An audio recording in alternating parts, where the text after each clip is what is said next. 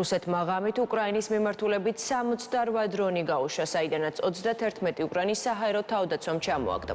უკრაინის საჰაერო ძალების ცნობით საოკუპაციო ძალებმა ასევე გაუშვეს 4 რაკეტა ყირიმიდან და კურსკის ოლქიდან, მათ შორის ისკანდერი.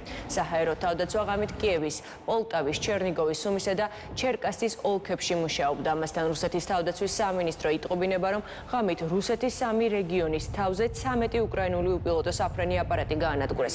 კერძოდ კურსკის, ბელგოროდის და ბრიანსკის ოლქებში. რაც შეეხება რუსეთის კურსკის ოლქში უკრაინის სამხედრო ოპერაციას, პრეზიდენტი ზელენსკი აცხადებს, რომ რუსული ძალები ცდილობდნენ უკრაინული პოზიციების უკან დახევას, თუმცა უკრაინა გარკვეულ ხაზებს მაინც ინარჩუნებს. პოკროვსკის მიმართულება ოჩახ თითოეულ ჯარისკაც სერჟანტს ოფიცერს, რომლებიც უზრუნველყოფენ ჩვენი პოზიციების დაცვას. საერთო ჯამში დონეცკის ოლქსა და ზაპოროჟიეს მიმართულებაზე ძალიან რთული პირობებია. იქ მტრის ხისტი მოქმედებებია. თუმცა ჩვენი დანაყოფების სიმტკიცეს აქვს გადამწყვეტი მნიშვნელობა. სწორედ ჩვენ სიმტკიცეზე ყველაფერი დამოკიდებული.